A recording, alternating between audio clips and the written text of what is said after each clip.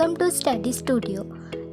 ಈ ವಿಡಿಯೋದಲ್ಲಿ international trade ಅಥವಾ ಅಂತಾರಾಷ್ಟ್ರೀಯ ವ್ಯಾಪಾರದ ಬಗ್ಗೆ ತಿಳಿಸಿಕೊಡಲಿಕ್ಕಿದ್ದೆ. It is international trade. International trade refers to trade between 2 or more countries. 2 ಅಥವಾ ಅದಕ್ಕಿಂತ ಹೆಚ್ಚಿನ ಕಂಟ್ರಿಗಳೊಳಗೆ ನಡೆಯುವ ಟ್ರಾನ್ಸಾಕ್ಷನ್ ಅನ್ನು ಇಂಟರ್ನ್ಯಾಷನಲ್ ಟ್ರೇಡ್ ಅಂತ ಕರೀತಾರೆ. ಇದೇ ರೀತಿ ಇದನ್ನು foreign trade, external trade, global trade, world trade ಕೂಡ ಕರೀತಾರೆ. ಫಾರ್ ಎಕ್ಸಾಂಪಲ್, ಇಂಡಿಯಾ ಇರಾನ್ನಿಂದ ಪೆಟ್ರೋಲನ್ನು ಇಂಪೋರ್ಟ್ ಮಾಡ್ತದೆ. ಇದನ್ನು ಇಂಟರ್ನ್ಯಾಷನಲ್ ಟ್ರೇಡ್ ಅಂತ ಕರೀತಾರೆ. ಯಾಕಂದರೆ ಇಲ್ಲಿ 2 ಕಂಟ್ರಿಗಳೊಳಗೆ ಟ್ರಾನ್ಸಾಕ್ಷನ್ ನಡೀತದೆ.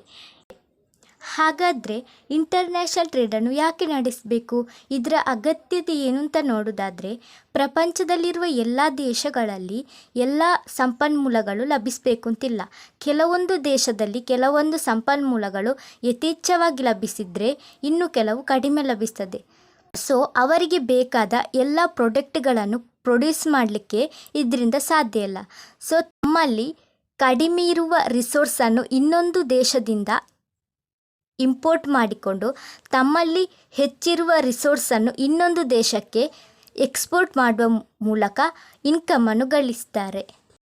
ಇಂಟರ್ನ್ಯಾಷನಲ್ ಟ್ರೇಡ್ ಅನ್ನುವಂಥದ್ದು ಇಕನಾಮಿಯ ಡೆವಲಪ್ಮೆಂಟ್ನಲ್ಲಿ ಬಹುಮುಖ್ಯವಾದ ಪಾತ್ರವನ್ನು ವಹಿಸ್ತದೆ. ಇಂಟರ್ನ್ಯಾಷನಲ್ ಟ್ರೇಡ್ ನಡೆಸುವ ಮೂಲಕ ಹೊಸ ಹೊಸ ಟೆಕ್ನಾಲಜಿಗಳು ಲಭಿಸ್ತದೆ. ಇದು ಇಕನಾಮಿ ಡೆವಲಪ್ ಆಗಲಿಕ್ಕೆ ಸಹಾಯ ಮಾಡ್ತದೆ.